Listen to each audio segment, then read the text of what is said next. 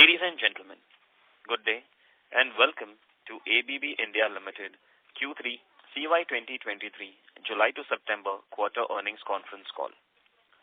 As a reminder, all participant lines will be in the listen-only mode and there will be an opportunity for you to ask questions after the presentation concludes. Should you need assistance during this conference call, please signal an operator by pressing star then 0 on your touchtone phone. Please note that this conference is being recorded and any unauthorized recording of this call is strictly prohibited. The recording will be made available on the company's and SEBI's website subsequently. I now hand the conference over to Mr. T.K. Sridhar, Chief Financial Officer of ABB India Limited. Thank you and over to you, sir. Thank you very much. Very good afternoon to all of you, ladies and gentlemen. Thank you for attending this particular call. It's in a very short time. I mean, the reason for that is, I know we're all entering into a Diwali vacation. So we said that Friday could be a good day for all of you to start enjoying the vacation. So that's why we said, even it's in short time, we complete it today. So we just completed our third quarter board meeting. So we have released the results plus the presentation on the web. I hope you had a chance to look at it. So now in the call, I have Mr. Sanjeev Sharma, Managing Director of ABB India Limited. I have Mr. Sanjeev Arora, who represents Motion, and Kiran Dutt, who leads Electrification, Balaji, who represents Process Automation, and Subrata Karmarkar is not available. He's on a customer visit, therefore we have these people on the line. So without wasting any time, over to you, Sanjeev. Thank you very much, Sridhar, and good afternoon to all of you. Thanks for joining in.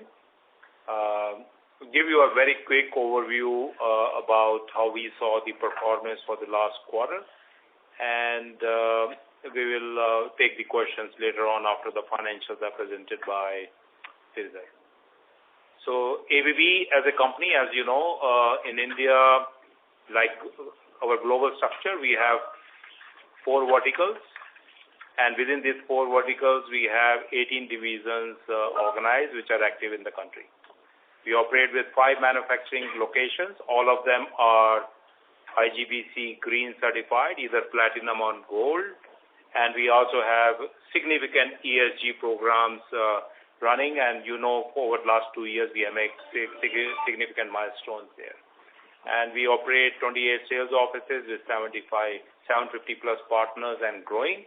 And our penetration in Tier 1, Tier 2 cities is direct as well as largely through our partners who are taking us to the much larger customer base. You are familiar with this slide. This is something how we look at the market and the different maturity of these segments. So what we have on the top of the S-curve, the sustained segment, wherein you have these classic market segments we are present for a very long period of time. And this is where bulk of our volumes come. But at the same time, in the current markets, not all of these market segments are growing at a very high rate, but they are, say, between 8 to 10%. The enhanced is the one. These are the market segments we discovered a few years back. And this is where we made significant efforts in the last few years to gain traction. And these are the typical segments grow between 10 to 15% for us, and growth rate is the segment itself grows at that rate, and also our the business also reflects into 18 divisions who are relevant for these segments. And the focus segments are the new segments which we may have started recently or last couple of years, and we have made a significant traction. So the rate of growth of our business in this segment is very high. But these are the segments in formation. So combination of focus, enhance, sustain makes our growth story and also our ability to operate 18 market segments in 18 businesses in 23 market segments. And that gives us the underlying resilience to our business model when we present results to you. And cyclicity of one segment or the other gets compensated by the segments which are on the up curve and vice versa. So that's how we see how the business has been coming to us and how it's sustaining for us. Next slide. Theme of this quarter, every quarter we take a theme and we take a deeper dive, and we have taken railways and metro, a deep dive from our perspective and also what's happening in the country. As you know, we operate 4th largest railway system in the world, in India, and investments in railways is expected to grow at CAGR 15% for the next 2 years and more.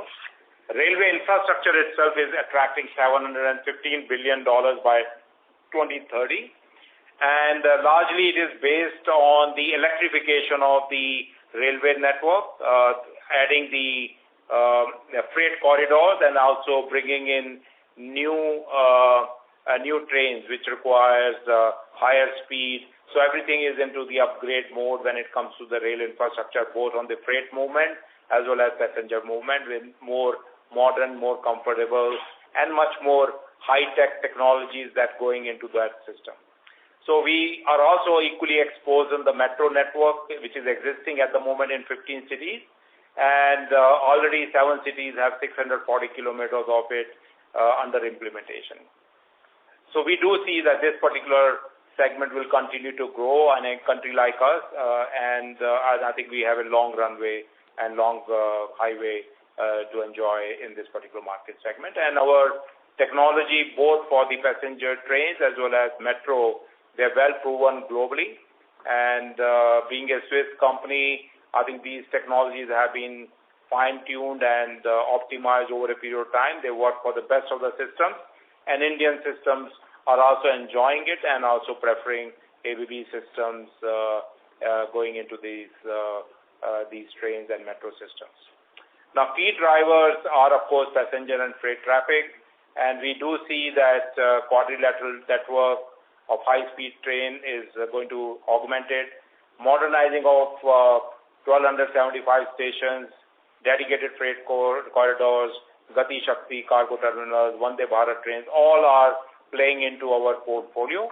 And one has to also mind it that these trains run for a long time, and the expectation of the owners of the metro and the train system is to also service them for a long period of time, and that also passes through our service business volume for the future.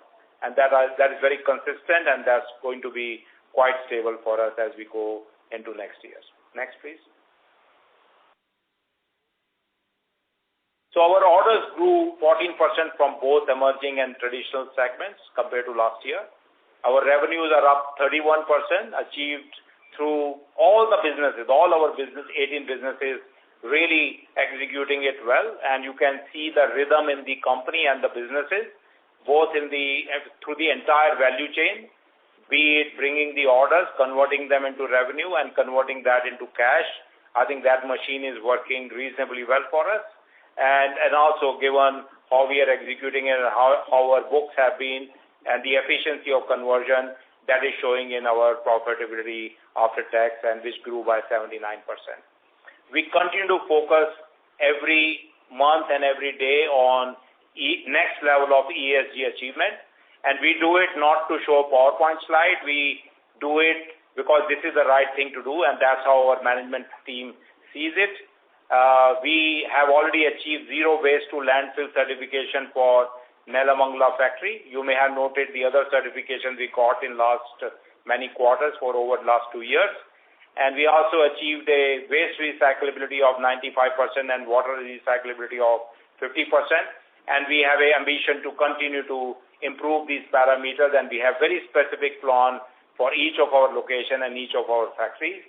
And of course, we are engaged with 1,700 customers across 12 Tier 2 and Tier 3 market. And that is something which is discovering new markets for us, new customers for us, and that's where some of the growth components which flow through our orders is coming, because we are reaching out much, much deeper into the country, and we are quite surprised to see the resilience of acceptance of ABB technology at the quality and the price that we are offering is quite good in most of the market segments as well as the geographical markets that we are opening up.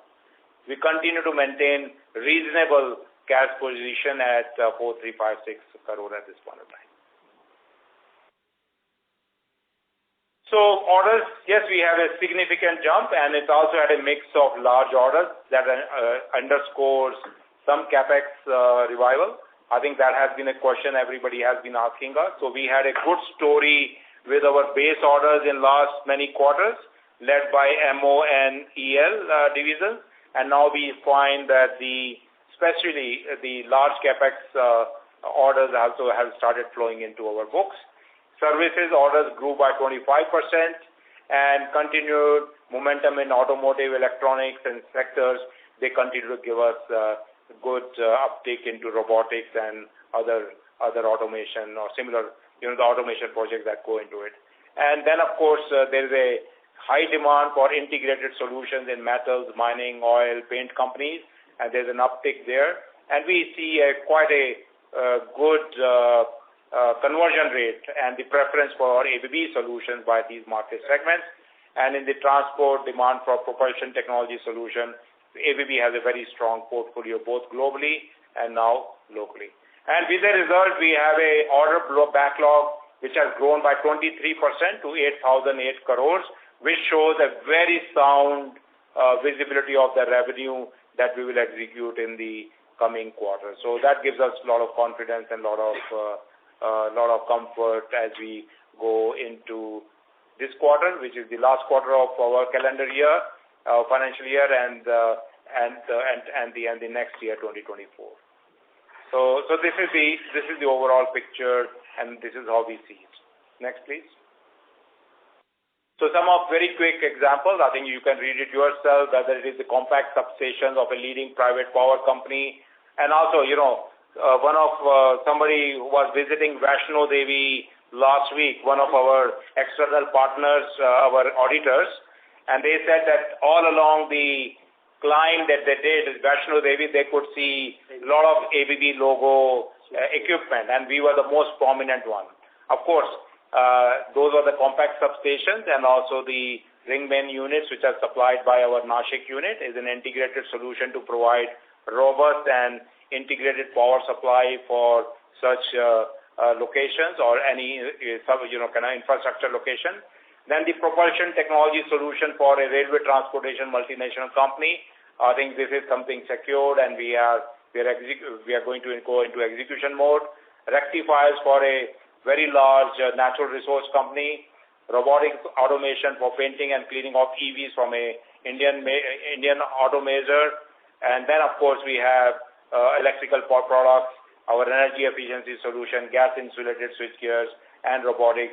I think they are finding their ways into these 23 market segments that we talk about. Next, please. We continue to have a very strong customer engagement. This is our backbone, and this is one of our secret recipe of expanding into market segments, letting them know about ABB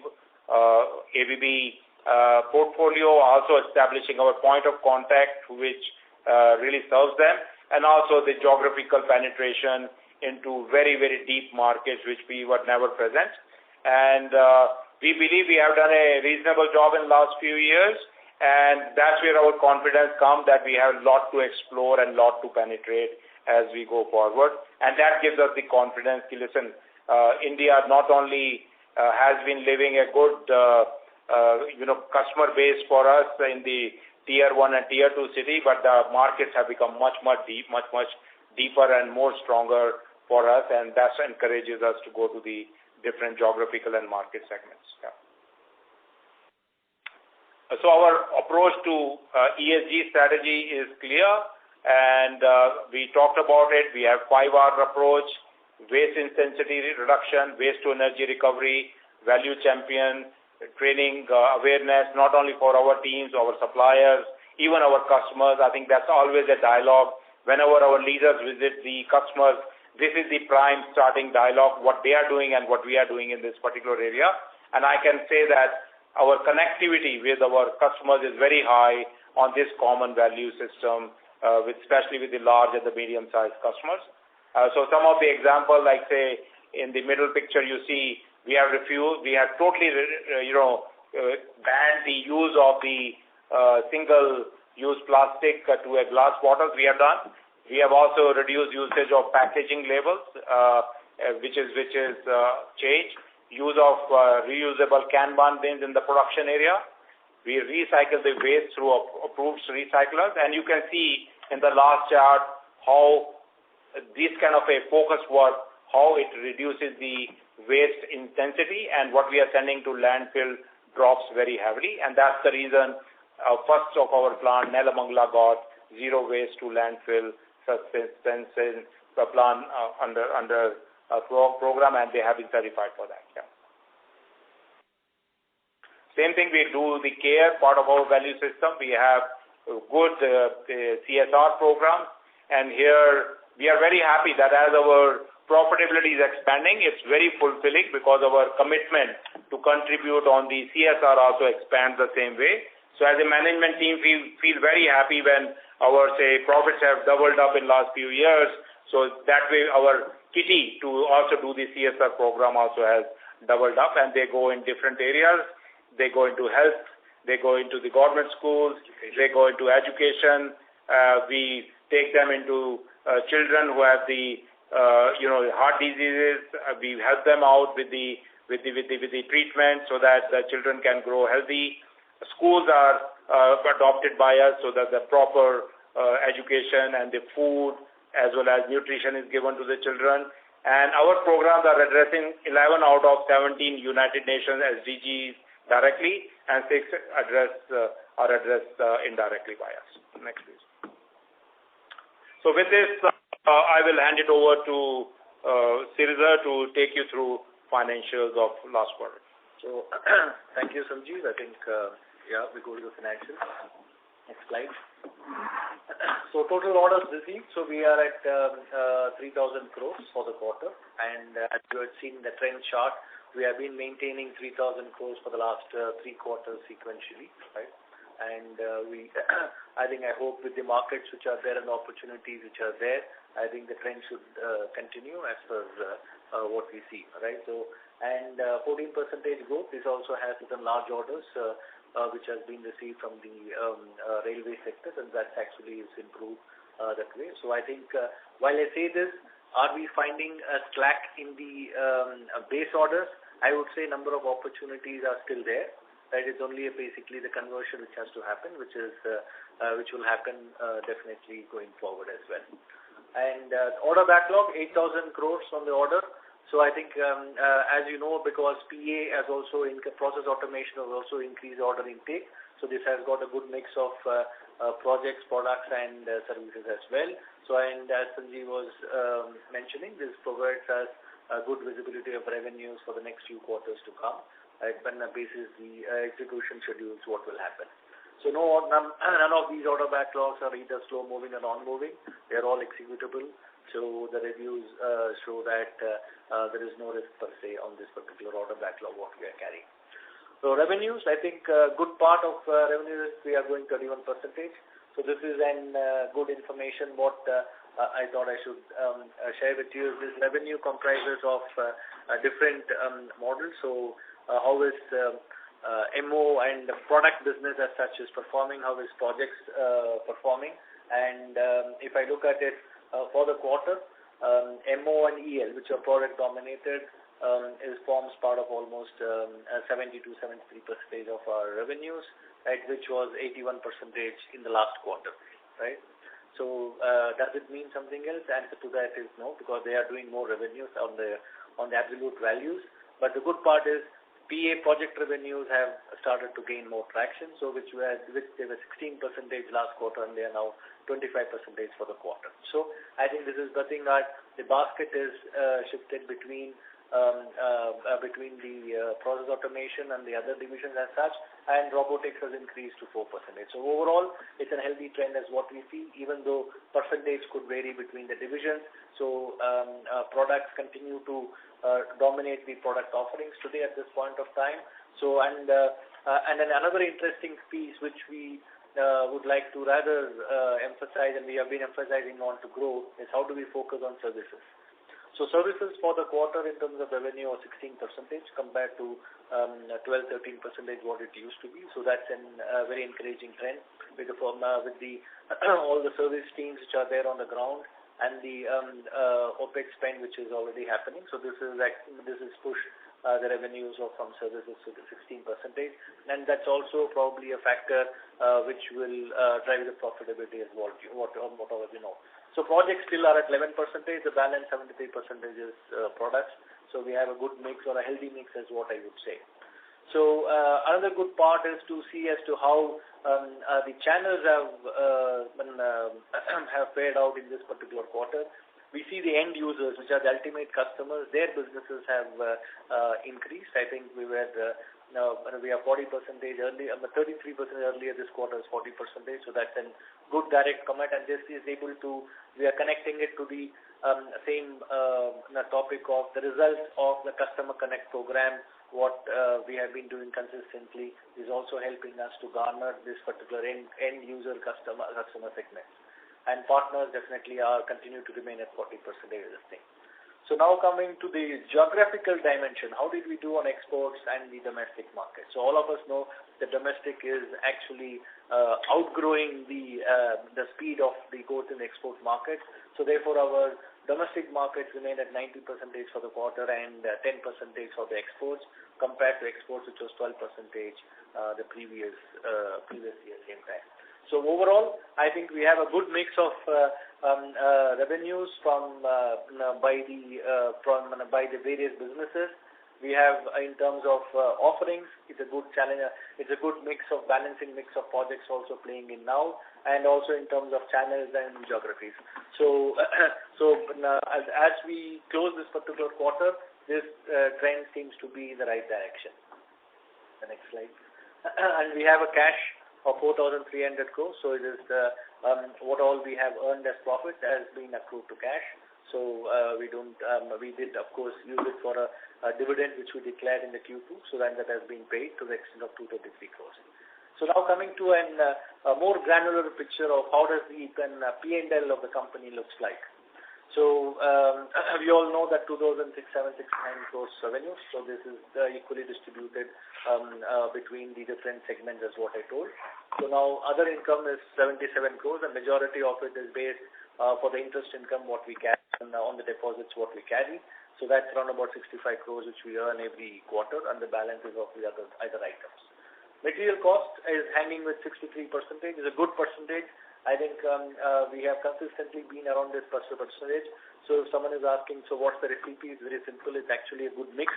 What we have on the revenues, revenue mix, which is contributing to a better percentage. As I said, service has improved, and that's one of the reasons. Another thing is the orders which are getting executed today are those orders which were booked at a better margins when the material prices were higher.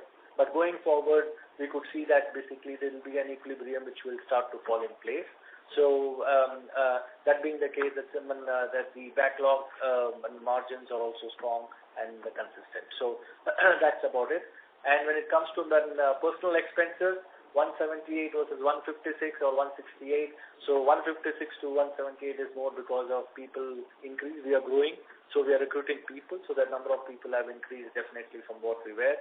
And also the impact of retention of people by giving them increments is also definitely an important ingredient to keep, as well as an actual valuation impact. So this is basically the reason. It's a normal stuff as far as expenses concerned. Other expenses which is 404 crores versus 340 to 370, and I think it's more driven by the revenues.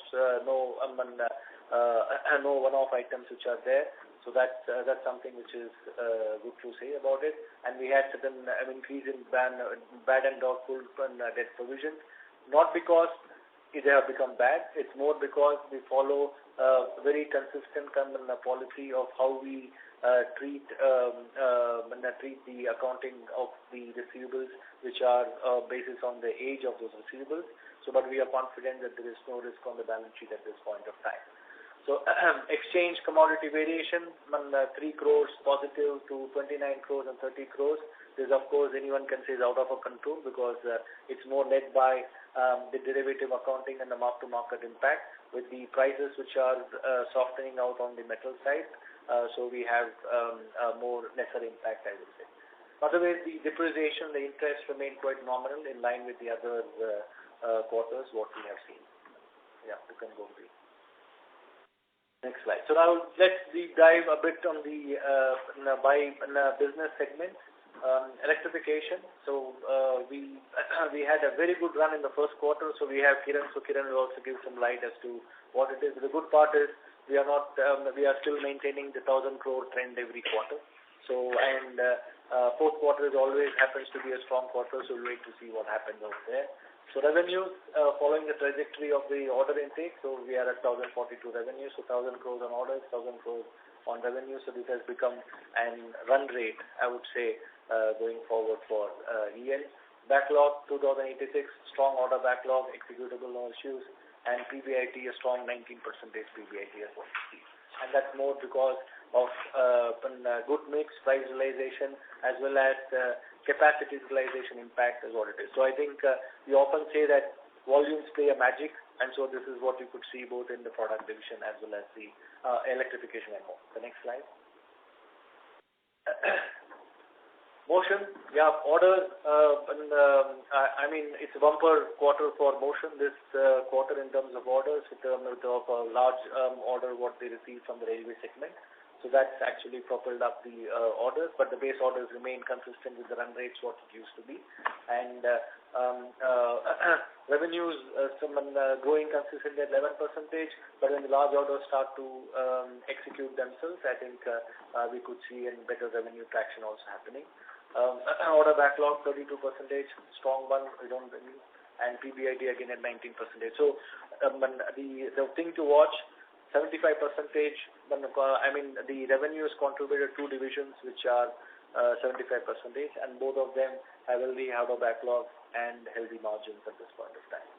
Yeah. Process automation, I think this is a turnaround sort of a story what we have. Process automation has also gained traction in orders. So we missed a couple of orders in this particular quarter, not because of loss of orders, it's more about delay in decisions.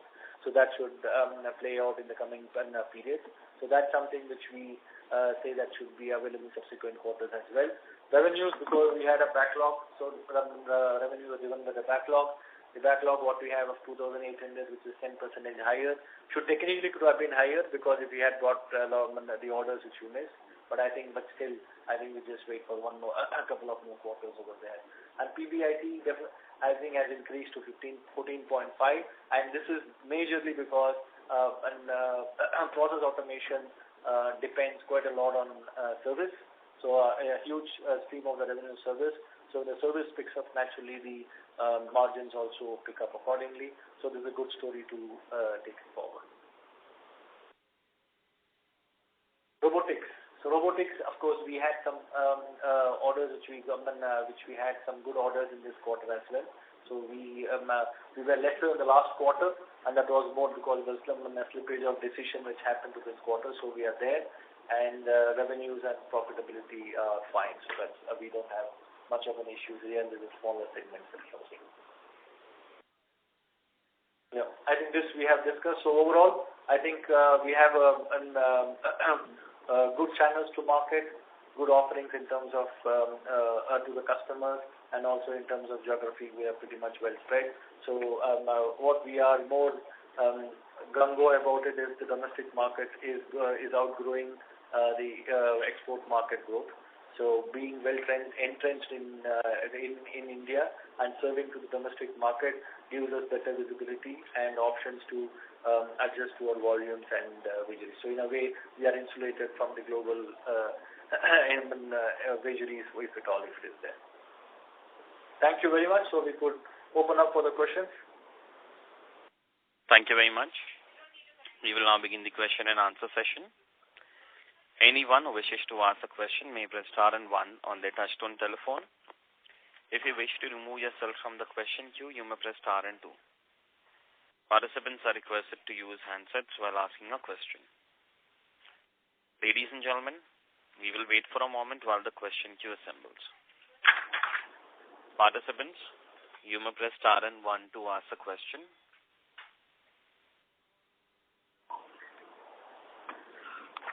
The The first question is from the line of Renu Baid from IIFL Securities. Go ahead.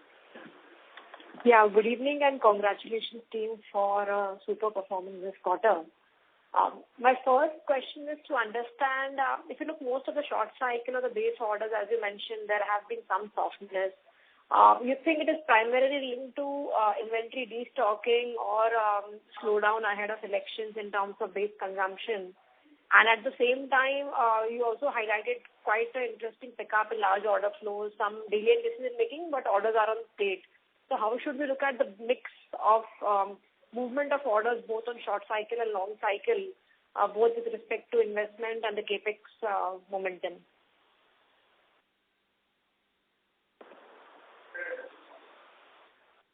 That's the first question. Okay.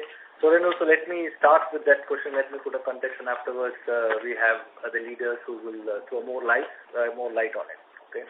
So what we see today, I think in the last 5 to 6 quarters, if we have seen, base orders have predominantly been the driver, right? So that's what we have seen, right? And now, of late for the last 2-3 quarters, we saw large orders also picking up, and that's also predominantly coming from process automation, and in this quarter from motion, right? So when I say motion large order, it's not a system order per se, it's a large product order for a higher quantity, which is actually qualifying to be called as a large order. But having said that, how is it playing out in the market? So our focus, while we say on large orders, our focus is to make sure that we grow with base orders as our priority. So that's where we see. And that's across all the divisions as what we are at this point of time witnessing.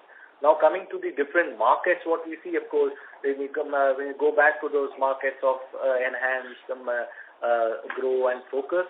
But I think it's a very interesting sort of story, right? And we have been repeatedly saying this, that data centers, electronics and everything have been a new segments which are growing and giving orders to all of the businesses at this point of time. And food and beverages, which used to be very less, today as a part of our revenue, it is almost 7%, right? And automotives have grown as well as building sectors have grown. So I mean, this is basically the big picture view, what we see with respect to different segments, while our core segment, which is steel, cement, oil and gas, they also now have started to pick up on their capex spend, and that's from where what we are coming. So what we are seeing at this point of time is, while the number of opportunities in the market would be increasing, right, there could also be a price stabilization which will happen as it goes forward, right, because the metal prices are stabilizing and also these things. So I think to compensate for that is where we look for new customers, new avenues, so that we could maintain the bottom line as well. Something you would like to add something to this? Any color, Kiran, you would like to give from EL and MO, Sanjeev? Yeah, I can give some inputs. This is Kiran here. I think that you covered most of it. Only a few thoughts is that the base orders continues to grow. It's not that there is a challenge in the base orders at all. There could be some challenges in terms of the project which gets concluded. Maybe some of them have pushed into Q4 as well. That is something what we see. What we also see additional is in specifically for the base orders from Tier 3 and Tier 4 cities. I think a lot of orders are coming in. So that is something which actually gives us a lot of energy to work upon. And as Sanjeev explained, we are getting into the customers in the Tier 3 and Tier 4 cities as well. So that is also giving us the boost in terms of orders for base orders. Thank you. Sure. Thank you. Yeah. Secondly, if you look at the export numbers in absolute terms, the last couple of quarters have been flattish. While the global markets have turned pretty weak in terms of actual investment and sentiment. So is this attributable to increase in the product mix and more products being added on the export side? And what will be our growth outlook and strategy for exports? Not in percentage of revenues, but in absolute base.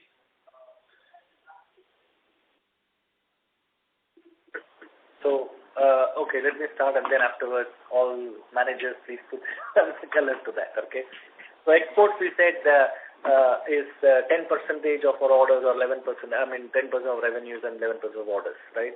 But if you see the growth in revenues, we are doing 31% of the revenues which is coming up, right? But the growth per se in terms of exports on absolute value, we see definitely around 13 to 15% as an absolute growth, right? But what is basically taking up that percentage down is more of an absolute value of domestic market, which is outweighing the gross market. So having said that, I think the focus on exports from EL, from MO, as well as slightly to next of PA remains unabated. Right. The good part is that when there was a situation when we have to go scouting for exports, today I think exports come to us on their own with GIS facility and everything there. And also now that the local markets and the domestic market is so interesting, so we would like to focus our efforts on local markets and be relevant over here.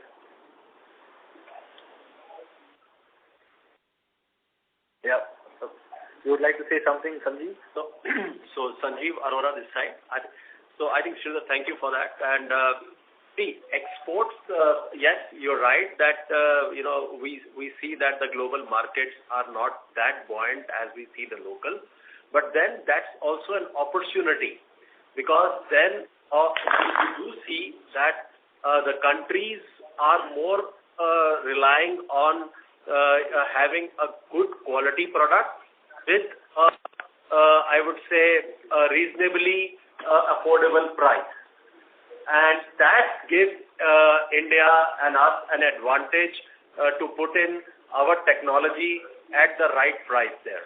So I think that can also work as an opportunity for us going forward. So that's my take. Thank you very much. Thank you. Got it. I'll get back in the queue. Thank you and all the best, sir. Thank you. Thank you. Next question is from the line of Amit Mahavar from UBS. Please go ahead. Good evening. Hi, Sanjeev and Sridhar, and congratulations on consistent, new benchmarks on profitability. So my first question is on, this quarter we've seen some slippage in energy orders in PA. On an adjusted basis, what would have been the growth, had we seen that? And also you have provisions on receivables. So what is the adjusted profitability? That's the first question. Okay. So let me take this question while if Balaji wants to comment and put in some numbers, it's okay, that's fine. So I think the PA orders, what we mentioned was Process Automation did 529 million of orders, crores of orders in this particular quarter. They used to do roughly 700 crores of orders for the last 2-3 quarters. The gap is something what we missed out, and that's missing out because of delay in execution of orders, delay in decision of orders, and that should, sort of come out. So when large project orders, normally, even when we forecast and when we assume, so it always has a bit of an, 1920s model, right? So that's how it happens. But I think, are the opportunities there in the market? Answer to that is yes. So we don't see that as an, as a factor to be concerned about. So Balaji, you would like to comment? Balaji, are you there? Yeah, I hope I'm audible. Yes, Balaji, you're audible. Yeah, thanks, Sridhar. Just to add, I don't want to give a number, but then definitely it's more on delay in approvals that certain orders could not be booked, and the teams are on it to get that in place. In comparison, I would say that had we taken in those orders on a comparable basis, we should have been slightly ahead of Q3 2022 on comparable basis, just to give an idea about the ones that slipped in terms of timeline. In terms of visibility, both on the base orders and in terms of large orders, there are quite good opportunities in the short term and near midterm as well. Thank you. So your second question was regarding the profitability, right, Amit? If you could repeat the question again, please. Yes, Sridhar. What is the recurring adjusted margins if you would, just for the some provisions you've made in this quarter? Okay. So I think we did not make provisions for the sake of making provisions. It's because we had a reversal last time which is not present, because reversals or recovery from the customers don't occur every time. So I think if you remember, we were dealing with certain electrical balance of plans orders, or the business which was left by PG not picked up, and which was with us. So we had actually provided for those particular receivables basis the model of accounting and conservative model. But as we continuously say, even though we provide, we continue to work on it and make sure that wherever there is a possibility and we have a fair chance, we get back those money. So the last quarter we had an income or a reversal because of this particular efforts what had fructified. And this quarter is a normal quarter without neither reversal anything. It's a normal provision which happens on the based on the receivable aging as per the accounting policy. Fair point. Thanks, Sridhar. Second and last question is more on mobility. Since this quarter you have railway as a focus, let me focus on that. On the propulsion capabilities and capacity of ABB in Indian plants, where are we in terms of the capacity market share? We have Medha, we have Bombardier, we have like 2-3 guys who have global scale, including ABB in India. And you actually mentioned about a significant number in the next 7 years that India is going to spend in railways, and propulsion is one of the largest subsets. So can you just maybe Sridhar or somebody, Sanjeev or somebody else can throw some light on qualitative aspect of where ABB stands on capacity, because the step up in demand every year is going to be significant vis-a-vis what we've seen in railways and propulsion and new type of technology. So any color there is useful. Thank you. Thank you, Amit. Sanjeev, you would like to go with this? So thank you for the question, and I think we are all excited about this journey. So this is Sanjeev Arora. So I think you're right, and let's understand how we operate. We operate. So the names what you have taken are the OEMs whom we serve, and definitely the expansions, the orders what we are taking have a definite expansion plan in place. And you will soon hear from us in coming quarters that how and when we are actually opening up new facilities, and also enhancing our current facilities to cater to this. So you're right, and the investments are lined up and planned well. I hope I was able to answer you at this point of time. Yeah, Sanjeev, my only point is, assuming the last 2 years of activity, we've seen a very heavy awarding. One of the largest global numbers that India has seen maybe is in India, on propulsion, in terms of large contracts, and supplies will soon start. So how is ABB placed capacity-wise, and is there a risk to, the industry where capacities might not be ready to meet the next 3-year demand to start with? That was my more contention, actually. See, that's what I was trying to explain, that if ABB is taking that order, first of all, the bottom line is we only bid if we are confident that whether we'll be able to meet the customer's delivery. So that's clear. And these are long-term projects. And it is not that it's going to be a very short cycle. It's a long project, and we have definite plans. As far as ABB capacity goes, whatever project we bid, we will make sure that it will be delivered in time. But regarding the general industry and the orders taken by other people, I wouldn't be the right person to comment. But as far as ABB goes, be rest assured that whatever we take, we commit to the customer, we deliver. And we are expanding. That I told in my previous comment. Yeah. Thank you, Sanjeev, and good luck. Thank you. Thank you, Amit. Thank you. A request to all the participants, please restrict to 2 questions per participant, and please join the queue again for a follow-up question. Next question is from the line of Mohit Kumar from ICICI Securities. Please go ahead. Yeah, good evening, sir.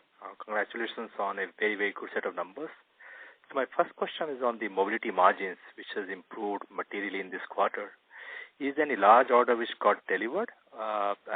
Should one expect it to revert to the mean in the next couple of quarters? You're talking of motion, right? Oh, yes, motion. The motion PBIT percentage was last quarter was 10.6, and this quarter was 19.4. So that's basically the question. Okay. Yes. So Q3 22, I think one was the mix, definitely the mix, and the price realization advantage which has played out, and also the positive impact of forex, which is actually now also as factored into the PBIT. So if I neutralize from a forex impact on those particular results, it's more driven by the capacities, the volumes, as what we said, and the margin on the orders and the mix. So this is broadly this thing. So I mean they have a very clear focus on service. So service as a business division is rendering better revenue scale. And anything on the expectation that this revert to a mean kind of numbers? I didn't get you. Is it fair to assume that this is stabilized at 15-16% rather than 19%, which is simply very high? We don't know. We do not predict those particular numbers at this point of time because you have a large order backlog and we need to see what sequence of that particular backlog is executed, right? Understood. So my second question... You say that margin is healthy.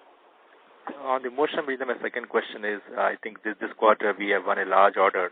This seems to be particularly from a Vande Bharat. Yeah. Is it fair to assume this order is executable over next 4 to 5 years and not over 1 to 2 years? Is that fair assumption? I leave the judgment to you because it's an information which is more internal to the organization. We don't share those details in integrity. I'm sorry for that.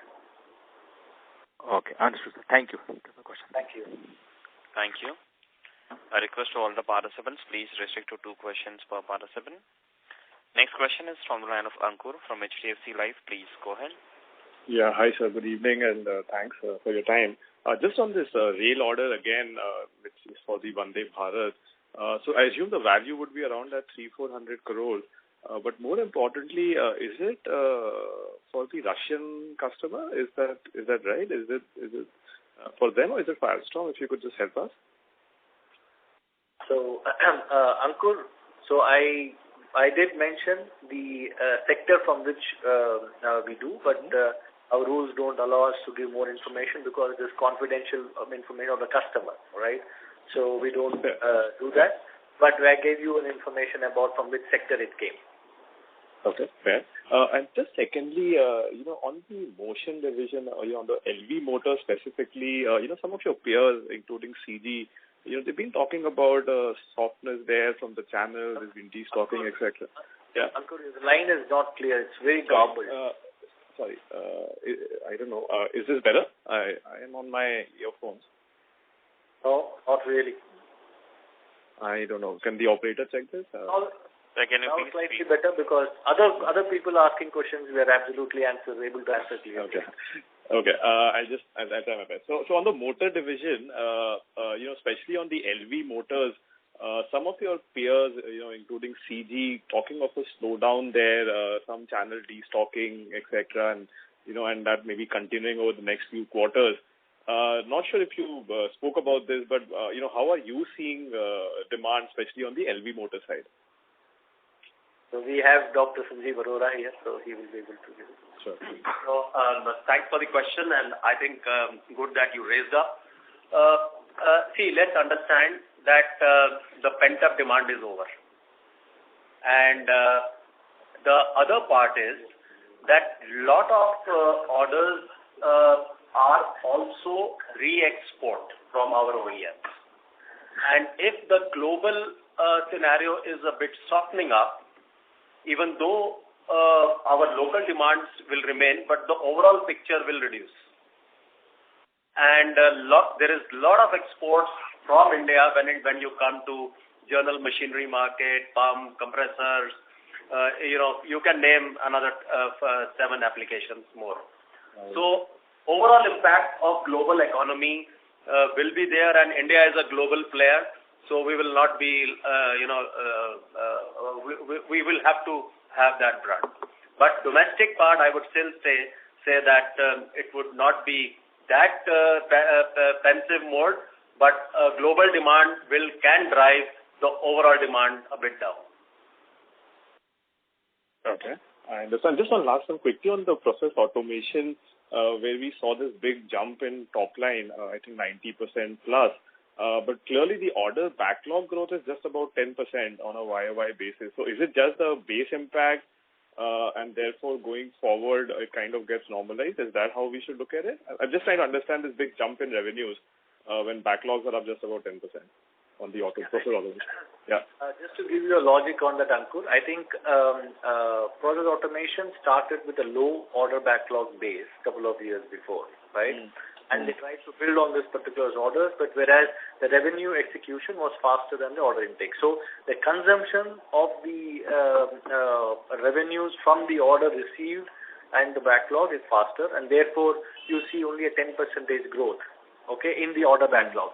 Whereas when you look at MO and EN, why you see a larger percentage growth is primarily for the fact because they have a consistent order backlog base on which they are adding orders and executing revenues.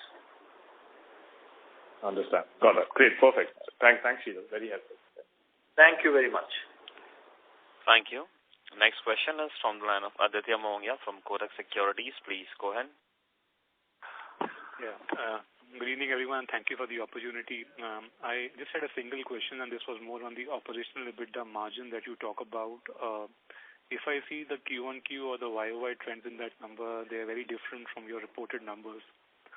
For instance, from 2Q to 3Q, there is a decline in operational EBITDA margin versus what the reported numbers are.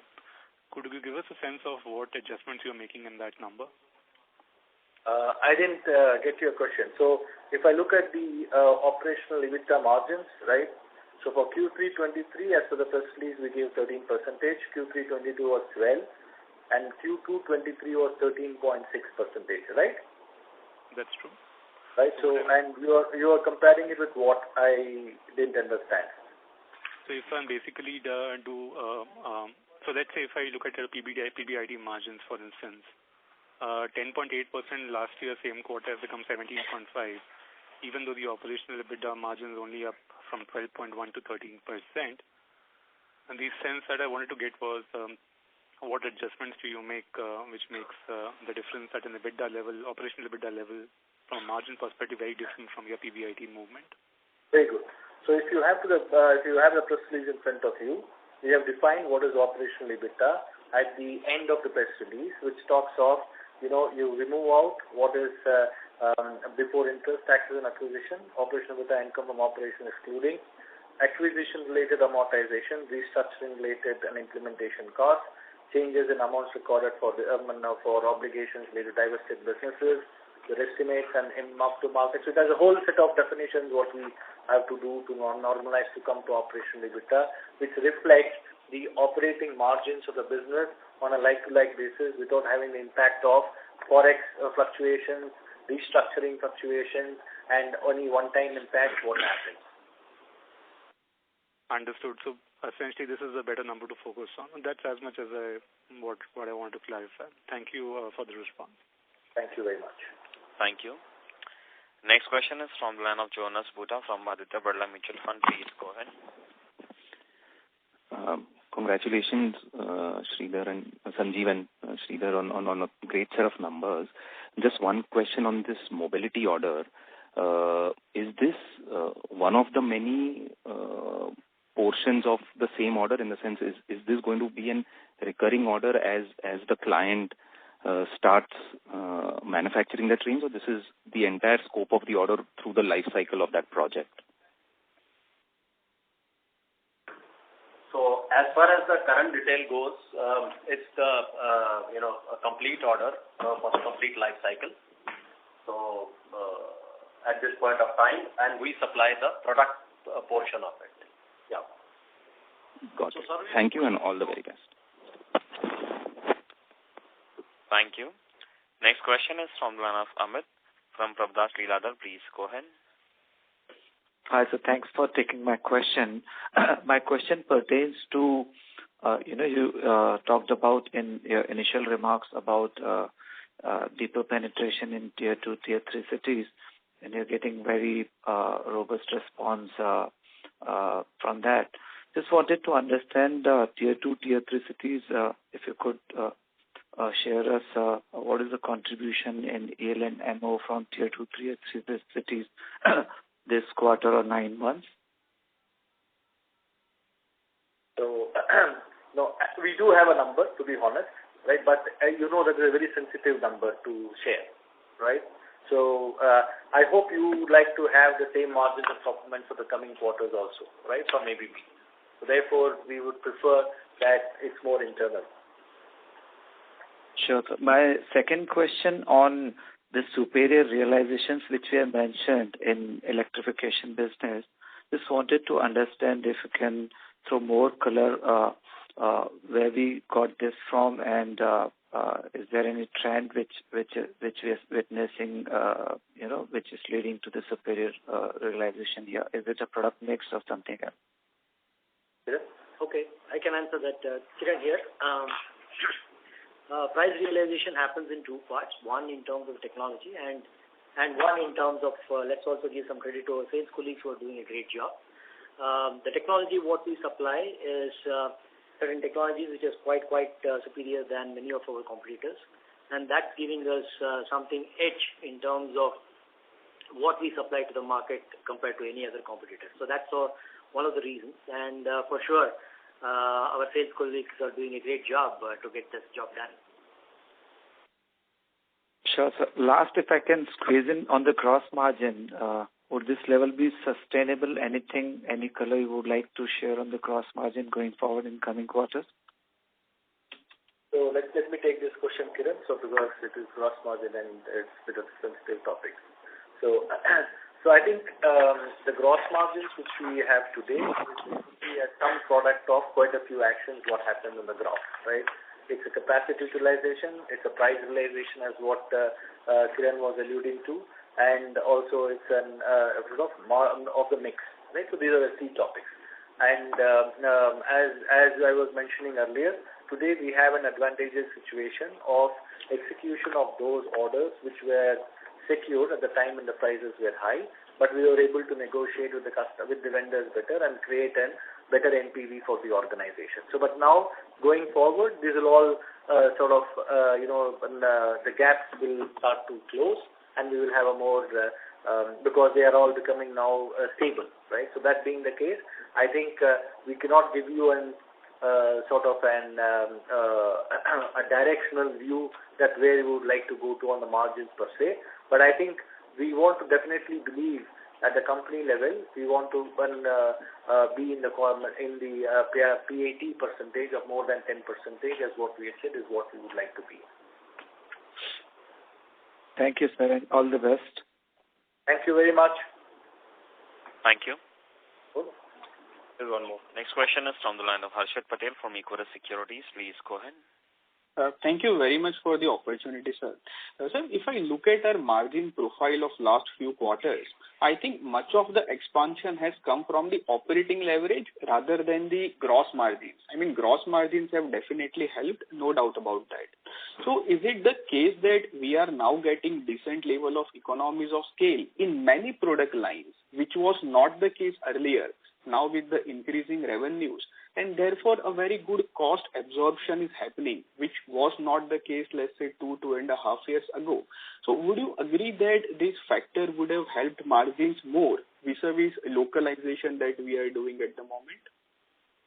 Okay, so far Sanjeev Sharma has not gone on air, so this will be the concluding remarks of Sanjeev Sharma.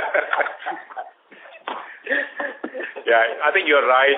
It's the mix of factors which contribute to the profitability. So you have to optimize the whole value chain to squeeze the superior profits. If it is based on only one factor, then it is not sustainable. And I think our journey in last 2.5 years has been to look across the value chain. That is, what kind of a gross margin we are booking the orders. Then what kind of execution cycle that we do in terms of no slippages in execution, only positive slippages. Then productivity measures that we take in our factories in terms of ability to execute the orders without distorting the market price with more efficiency at a lower cost, and then introducing a lot of automation in our factories so that we are able to do far more from the same assets. We are able to produce more from the same assets by means of automation inside the plant. Also developing our suppliers for localization and also outsourcing so that we are able to produce more from the same plant. So all these kick into the our profitability equation, and also our ability to deliver services very effectively post delivery during the commissioning, installation, and also after work. That engine is also working for us, and plus attracting some better margin orders from the overseas market. So there are a number of elements. When you put them together, they start playing, and of course capacity utilization is one effect, but then I mentioned you about other effect. And last but not the least, the supply chain, how tightly they manage the increasing volumes, and they take the effect from the suppliers with the increased volumes that we are giving to our suppliers. Sometimes we have a pre-agreement with them. Higher volume means lower cost, and sometimes we have a capacity to negotiate them around it. So if you put that across the value chain and sum them together, that starts showing up in the margin that we are declaring to you and to the market. Understood. So just a small follow-up to that. So, the kind of factors that you have elaborated, so everything seems to be going right for us. So would you agree that whatever can go right is going right for us, and that is why the kind of margins that what we are seeing at the moment? So I can say the same words I used for the board presentation today, this morning, that ABB as an organization, all our 18 businesses are in a very good rhythm. We have very good and very high quality leadership on each one of the divisions that we have, and also the management structure on it. They are empowered to run their businesses in the relevant market segments, and also they have excellent support coming from the global teams for expansion of the portfolio, localization. You are absolutely right. So we are in a good rhythm at this point of time, and we are also operating in very supportive markets. So if you combine all those things, these effects are quite normal in my experience. Understood. Thank you very much for answering my questions, and all the very best. Thank you. Thank you very much. As there are no further questions, I will now hand the conference over to Mr. T.K. Sridhar, Chief Financial Officer, for closing comments. Thank you. Thank you very much. Probably this is the first time since I started this particular journey where you've answered all questions, right, and completed on time, right? So, and thank you for a very patient listening and interesting questions. And wish you all a very, very happy Diwali to you and your families, and stay safe and stay healthy. Thank you very much. Looking forward to talk to you in the next quarter. Happy Diwali, everyone. Happy Diwali, and thanks to all the management team which was here, which have put a lot of effort to come here. Thank you. Thank you very much. On behalf of ABB India Limited, that concludes this conference. Thank you for joining us. You may now disconnect your lines.